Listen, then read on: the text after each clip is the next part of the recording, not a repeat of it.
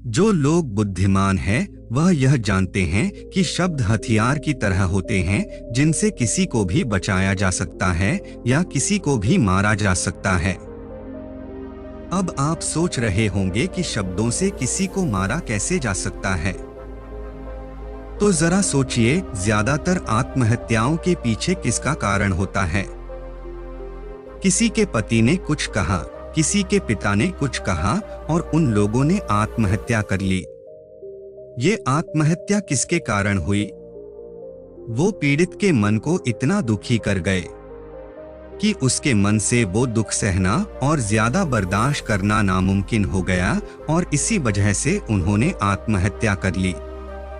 ऐसे ही आपके शब्द किसी को नया जीवन प्रदान कर सकते हैं।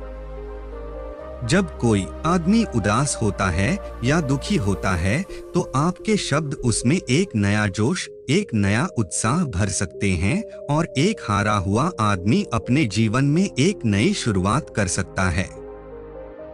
सिर्फ शब्दों के माध्यम से, हमारी वाणी के माध्यम से। तो अब तक आप ये तो समझ ही गए होंगे कि हमारे शब्द हमारे जीवन को किस तरह निर्धारित करते हैं, शब्दों में कितनी ताकत होती है और किसी से बात करते वक्त हमें कितनी सावधानी से अपने शब्द सुनने चाहिए।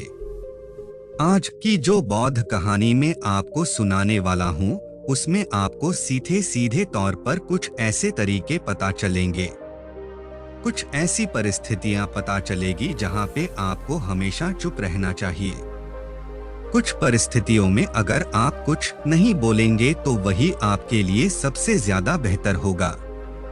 इससे पहले कि आप इस कहानी में खो जाएं, इस चैनल को सब्सक्राइब जरूर कर लें। तो चलिए कहानी शुरू करते हैं। एक बार की बात है, एक युवा लड़का एक बार एक बौद्ध भिक्षु के पास पहुंचा। वो काफी परेशान लग रहा था और उसने बौद्ध भिक्षु से जाकर पूछा कि हे महात्मा, मैं अपने आप से परेशान हूँ, अपने आप से दुखी हूँ, बाहरी रूप से मुझे कोई दुख नहीं है, मैं धन धान्य संपन्न हूँ, मुझे कोई शारीरिक रोग भी नहीं है, लेकिन मैं खुद से परेशान रहता हूँ, अपने मन से परेशान रहता हूँ। अक्सर मेरी बातों को मेरा कोई भी दोस्त गंभीरता से नहीं लेता है और ना ही मेरे परिवार के लोग मेरी किसी बात को गंभीरता से लेते हैं। मैं जो कुछ भी सलाह देता हूँ या तो वह उसे मजाक में उड़ा देते हैं या फिर उसे गंभीरता से लेते ही नहीं हैं। मेरी बातों को कोई गंभीरता से क्यों नहीं लेता है? क्यों मेरी बातों पर कोई अमल नहीं करता? क्यों मेरी बातों में कोई रुचि नहीं दिखाता? क्या कारण है? कृपया मुझे बताने का कष्ट करें और मेरे मन के इस दुख को दूर करें। यह सुनकर बौद्ध भिक्षु ने कहा कि आज सुबह मैं चालित ध्यान करके वापस आ रहा था। रास्ते में कुछ कौवे काव काव कर रहे थे और वहीं पर जब मैं चलता हुआ कुछ दूर आया तो मुझे एक मोर की मधुर आवाज सुनाई दी। ये सुनकर अचानक मेरे मन में ख्याल आया कि कौवे कितना काव काव करते हैं, कितना बोलते रहते हैं, लेकिन कोई भी प्राणी कौवे की आवाज को पसंद नहीं करता। मोर हमेशा सही परिस्थिति के हिसाब से बोलता है। जब भी बारिश होने वाली होती है और बादल गरजते हैं और बारिश होने की आशंका होती है, ऐसे में मोर अपनी मधुर आवाज में गाता है जो सभी को प्रिय होता है, सभी को अच्छा लगता है। ऐसे ही अगर इंसान सही परिस्थिति के हिसाब से सही शब्द बोले, सही वाणी बोले, तो वही वाणी दूसरों के लिए संगीत हो जाती है, संगीत बन जाती है और दूसरे लोग तुमसे सम्मोहित हो जाते हैं और वहीं पर तुम्हें सब लोग गंभीरता से लेने लगते हैं। और दूसरी तरफ अगर तुम यूं ही बेफिजूल ऐसे ही बोलते रहते हो, बिना किसी बात के बोले चले जाते हो, तो फिर तुम्हें कोई गंभीरता से नहीं लेता। तुम उस कौवे की भांति हो जाते हो जिसकी वाणी कोई पसंद नहीं करता और बाद में तुम्हें दुख होता है कि तुम्हें कोई गंभीरता से क्यों नहीं लेता। इसीलिए अपने शब्दों को बेहद बुद्धिमानी के साथ इस्तेमाल करना सीखो। अगर तुम नहीं सीखोगे तो समाज में तुम्हें कोई सम्मान या कोई गंभीरता से नहीं लेगा। यह सुनकर वो युवा लड़का बोला कि हे महात्मा, मैं जानता हूँ कि मैं ज्यादा बोलने की बीमारी से ग्रस्त हूँ।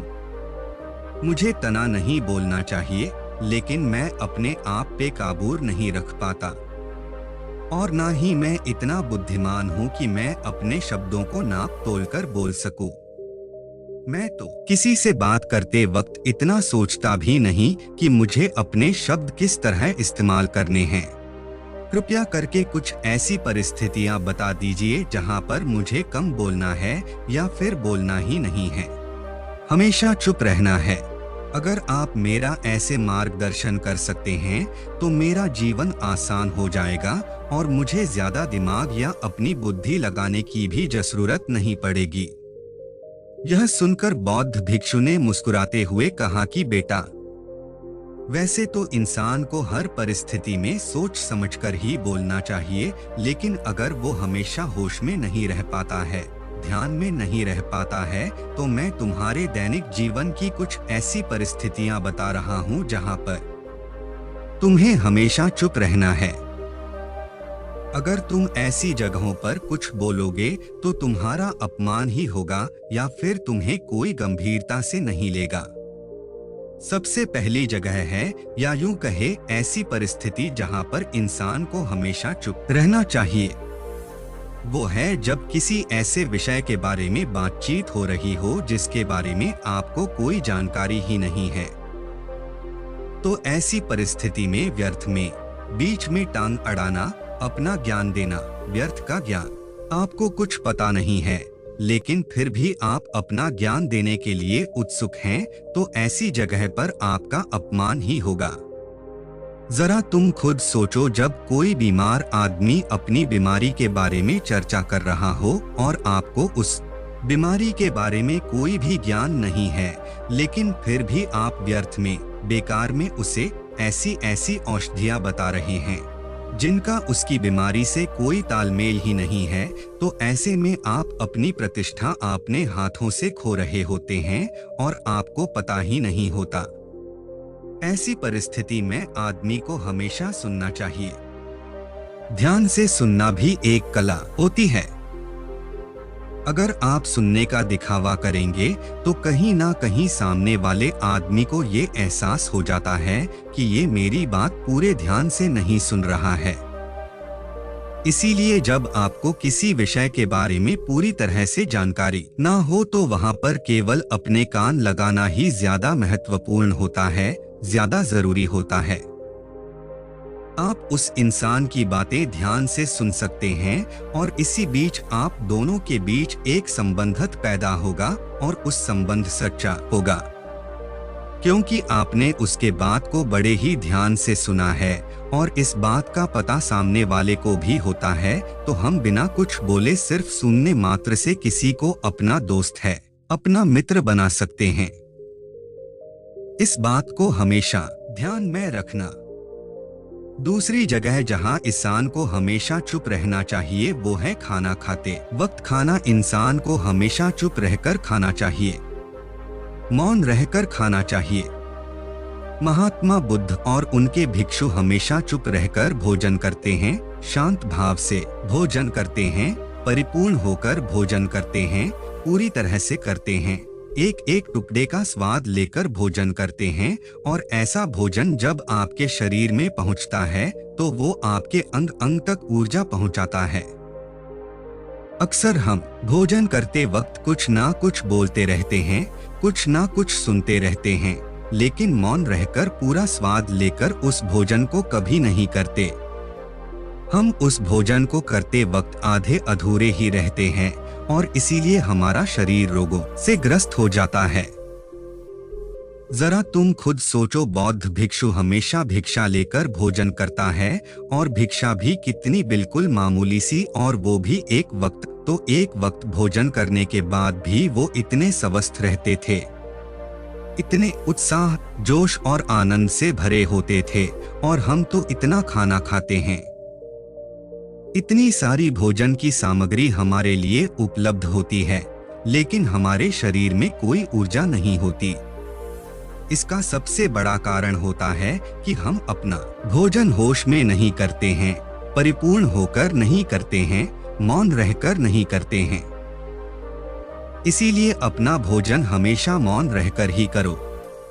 तीसरी जगह जहां पर अगर आपने चुप रहना सीख लिया तो इसका मतलब यह है कि आपने अपने ऊपर विजय हासिल कर ली। जी हाँ, गुस्से में शांत रहना या चुप रहना इतना आसान नहीं होता है। अक्सर हम गुस्से से भरकर कुछ ऐसे शब्द या अपशब्द बोल जाते हैं जिसका पछतावा हमें हमेशा रहता है। लेकिन जुबान से निकला हाँ शब्द वापस नहीं हो सकता। उस शब्द को मिटाया भी नहीं जा सकता। अब वो जिंदगी भर हमारे दामन से जुड़ चुका है और वो गुस्से में बोला गया अब शब्द हमारे मन को समय समय पर बेचैन करता रहता है, दुखी करता रहता है। लेकिन गुस्से के वक्त चुप रहना सीखना भी एक बहुत बड़ी कला होती है। गुस्से में आदमी का अपने ऊपर काबू कहाँ रहता है, अपनी इंद्रियों को वश में कहाँ रख पाता है। इसीलिए इस कला को आप तभी सीख सकते हैं जब आप गुस्सा भी होश में रहकर कर पाए।